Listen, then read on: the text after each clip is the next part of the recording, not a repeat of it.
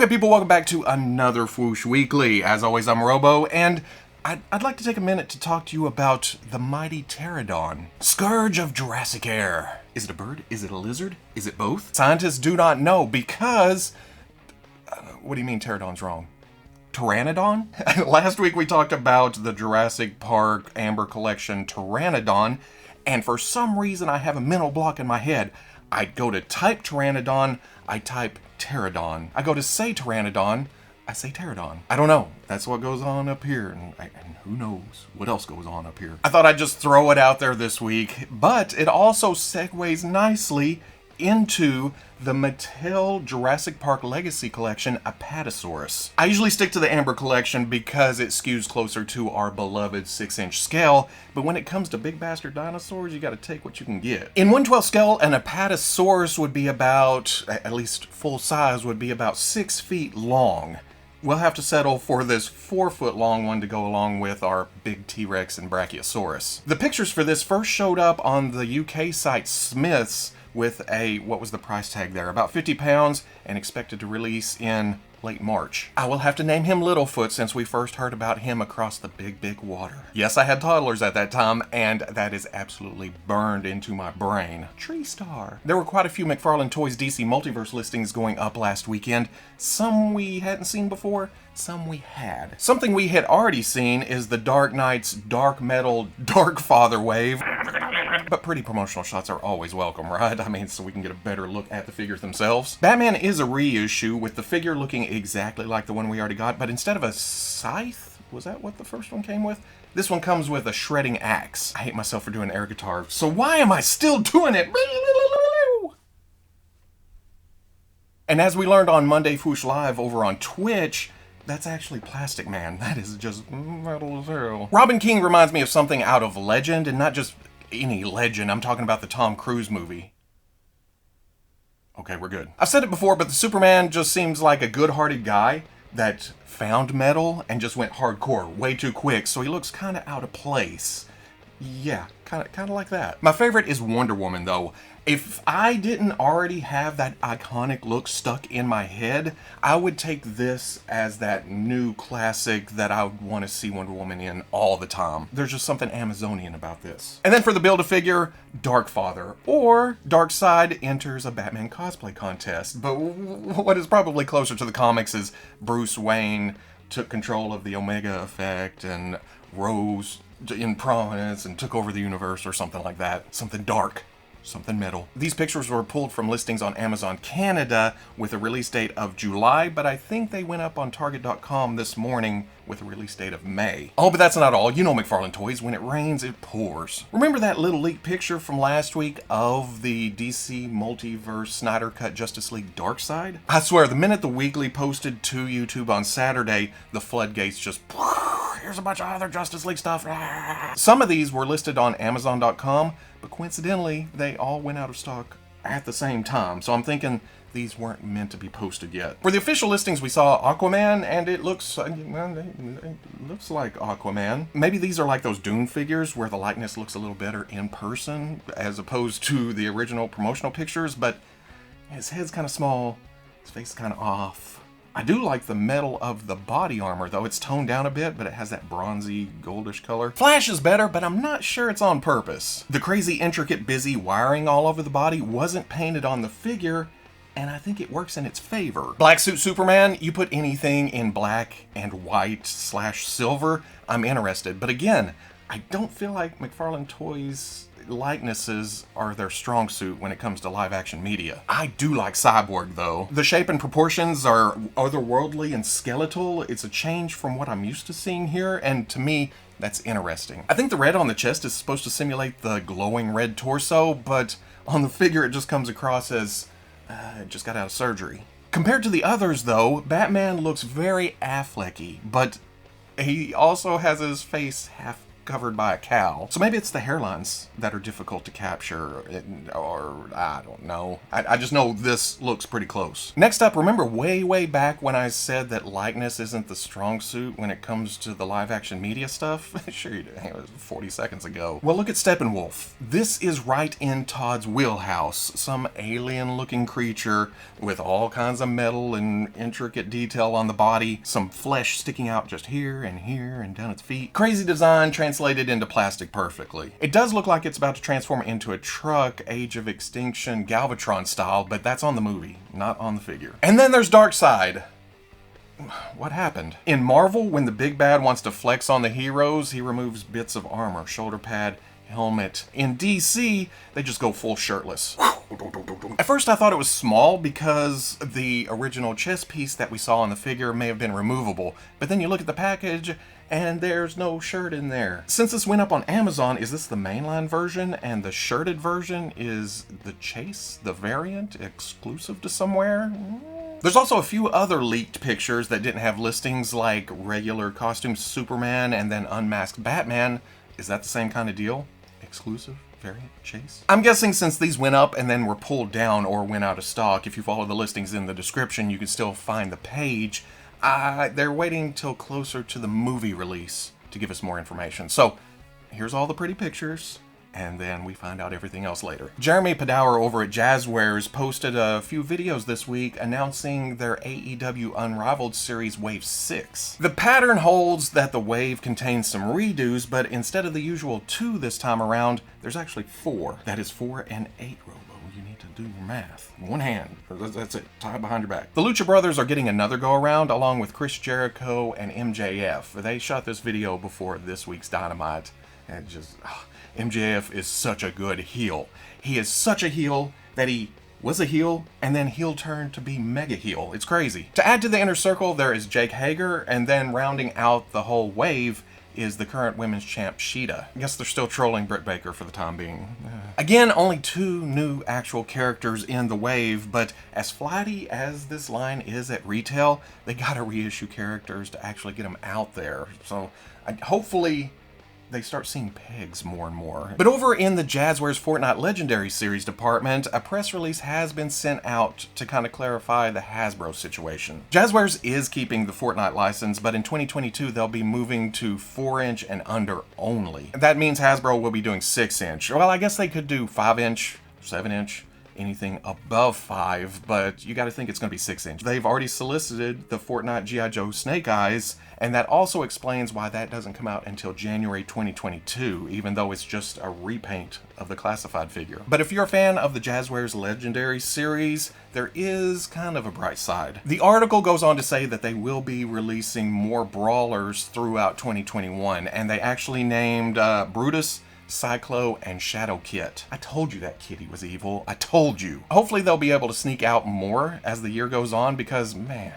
I'm gonna miss those surprise drops. Just here it is. Speaking of surprises, Wednesday I was shooting my review for the Hasbro Transformers Studio Series 86 Grimlock when I noticed that Mezco posted their 1/12 Collective Rumble Society Baron Benz and the Aquaticons Disruptor Edition. Oh, that's a mouthful. Anyway, silly me, just noticing 20 minutes late. I clicked the link. Well, I had to find the link first because it was all hidden. It's Rumble Society, Secret Society, and it was already sold out by the time I got there. Which is okay, I have the blue Baron Bins and I'm perfectly happy with that, although there is something to be said for the blacks and oranges here. And it looks especially nice with the Legion of Doom headquarters helmet head. But there's also 2 bearded unmasked heads, but not the same bearded unmasked head we saw back at Mezco Toys Fair.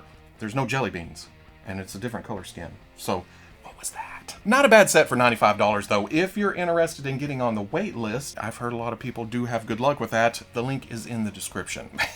I forgot this picture for 2 weeks. I'd be laying out my bullet points, and for some reason this picture would get just skipped right over. Here's a tease for the NECA Teenage Mutant Ninja Turtles 1990 movie Hamato Yoshi, which may or may not be in a 2-pack with Oroku Saki. That's the rumor on the mean streets. The 90 movie is my main NECA TMNT line, so I want to see more of this soon. Well, I say that, but the NECA TMNT Cartoon Turtles in Disguise 4-pack is also giving me major major toy sweats. Will I be able to find it? When will I be able to find it? Will it be at my local store? How difficult is this gonna be? Have I already missed it? When it comes to the cartoon, you dive much past the major players, and I'm not really interested, so I've been skipping a lot of recent releases. But when it comes to the 4 turtles themselves, even though I have a couple of sets from NECA, these are the heads that I picture in my head when I think of these turtles. Not to even mention the swappability of the eyes and mouths, giving you all kinds of options on top of the disguises. You can have the masks, the hats, the trench coat, the pants. Perfect world, everybody gets this, as many as they want, because I'm looking at it thinking, oh, I need 2 to display both options, and everything is all unicorns and rainbows, but this isn't a perfect world. These should be hitting shelves soon, and all I can hope for is that they get enough out there. Kaiyodo posted a video a few weeks ago showcasing their amazing Yamaguchi Marvel Iron Spider, and it looked amazing. But now getting the solicitation and promotional pictures, that's just as spectacular. The posability both in the figure and the Waldos is just downright sensational. Pretty much superior to any other comic book version of Iron Spider I've ever seen. Just look at the movement, the flow, how it just seems like kinetic energy builds up and it's about to jump right out of the screen. This line is tailor-made for a character like Spider-Man. Even better, it's a suit we haven't seen in plastic form in a while. That just ups the temptation level. There's people who hate the Revoltech joint system, and I can't blame them. Really. I like this line, and it's still, oh my god, why? But you gotta admit, that looks badass. $80 ships in July. Ooh, Hasbro Transformers. It's just hot and cold with me, and not on their end. It's just that, oh, Marvel Legends and Star Wars, and then Transformers kind of sneaks it onto my radar, and when it does, BAM! They're usually easy to find on the store shelves. If not, you can pre-order it or jump on Amazon, anywhere else. Go ahead and get them. They're great action figures. They're durable. They move around as much as you would want. They look like the characters. The alt modes are usually pretty accurate, and even the transformation is fun for somebody like me who doesn't care about that aspect of Transformers. And we're not even going to get into that, fellas. Let's not argue. This week, fan channels posted up the Transformers Generation Select G2 Ramjet. I do not recognize this color scheme at all. It's pretty, but it falls within those few years that I was out of the toy habit. That, you know, I actually had money. But you can't mistake him for any other seeker because he has his name plastered right there under the canopy. Hello, my name is Ramjet. $30 releases in August. But this week we also got a better look at the War for Cybertron Kingdom Commander class Rodimus Prime. This is more my speed. First few seasons of the G1 cartoon, the movie, bread,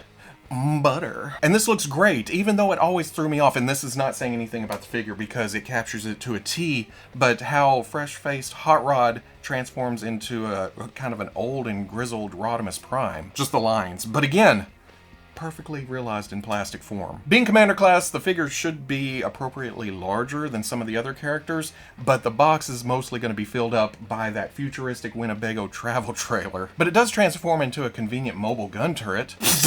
As of this video, it's only been seen on Amazon Japan with a release date of August? August. And when it solicits domestically, it should be $80. Finally, last week saw the end of Marvel's WandaVision series, which means figures could start popping up spoiler-free. The Marvel Legends All-White Vision was shown the week before on the official Marvel site, so it was just natural for us to assume that Wanda would be next. And we weren't wrong. Entertainment Weekly posted a picture last weekend showing the figure all decked out in her final Scarlet Witch look, in the reds and the blacks, but notice it looks a bit off. The reds are brighter, the hair isn't as curly and teased, and then the headdress sits a little low. And I say this every time a figure looks off. Hasbro had to use early concept designs in order to get this figure out this close to the show airing. Striking while the iron is hot. You like the show? Here's a figure. And if you look at the water bottle down in the bottom right corner here, you can see that concept art. And then this week, Hasbro themselves posted up pretty promotional pictures of both Wanda and Vision and giving us a closer look. So, let's fine-tooth comb this. Apparently they did know something that I didn't know about the cream colors on Vision. It is accurate, but there wasn't this much contrast. The body is reuse of the first Marvel Legends MCU Vision, which can be seen as small, especially compared to other MCU Marvel Legends. If you take a tape measure, it is actually 6¼ inches tall, which matches Paul Bettany's 6'3" frame in 1/12 scale perfectly. I think it's the original head size. You put him up against Captain America and Thor, and it looks small. It makes you think, that figure is tiny. But with the white vision, it seems they've enlarged the head a bit. So I'm interested in seeing how it actually stands up next to the rest of the collection. And then for Scarlet Witch, besides the awesome, I love it, the translucent power hands that match the power effects, there's also a set of regular hands. Again, it has its inaccuracies, but as late as they debuted this costume in the show, I gotta think this will be the same look she'll have in the next Doctor Strange movie. So hopefully, when we get around to that, they will do an updated figure, or at least do some tweaks on this one. But as for this figure, if the headdress is a separate piece, not glued to the forehead, and I can move it up myself, that's half the battle for me. Pre-orders are late spring, I'm assuming after Falcon and Winter Soldier airs, so all those spoiler goodies can be shown. And that's it for this week, I think. You know, I miss stuff. But if there was something else, we'll swing back around next week, either on Monday night on Twitch, or the next weekly. If you're wanting to see these pictures up close without me all 4 and 4 is 8 and 5 and 5 is 10, but if I have one hand, it's 4. I'll be posting all that plus links to pre-orders and more information on the Fwoosh front page Saturday at noon. But if you can't wait that long, all the links are in the description. And what a week, some milestones. One, it was my birthday, which at this point is not a big deal. The only birthdays that matter are from birth to 18, 21, 30, 40, 50, 60, 70. And at this point, on the other side of that. But this week was also the 7-year anniversary of starting this channel. Well, 2014, 6, 7, yeah, right? Is my mathemacating correct? I guess that year I had my birthday and I thought, yay, why not? Let's start a YouTube channel.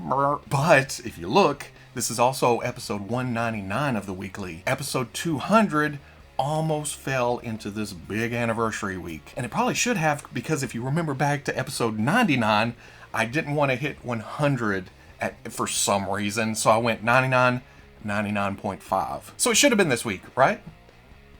Wrong, because if you keep scrolling, there's also an episode 99.9. I don't know what I was thinking back then. This close. But that does mean next week is episode 200. There's probably not going to be anything big and extra special party-like, because really, talking about toys is my celebration every week. This is an amazing experience that I've done for 200 episodes, if not more. I don't know if I counted all those early episodes, but yeah, this is a crazy thing. So just being able to do this is celebration enough. And then beyond, as long as air enters this body, I shall speak the truth of toys. Anyway, if you enjoyed this Fwoosh Weekly, comment, like, subscribe. Much, much love to the plus. If you're interested in seeing videos early or just in a position to help out the channel, patreon.com. But wherever you may be watching this, I'll always catch you on the Fwoosh. I've been enjoying the hell out of live streaming lately, and I've been thinking of different ways I can add to that. I've also recently discovered a kick-ass golf game on the PlayStation, so my thought process is I could stream this over on Twitch while doing Q&A and just talking toys with you guys. Because I can stop. I don't have to constantly swing, and there's no time limit. Just hang out for an hour or two, maybe on Sunday morning, Sunday afternoon. I do get cussy with it, so we'll see what happens.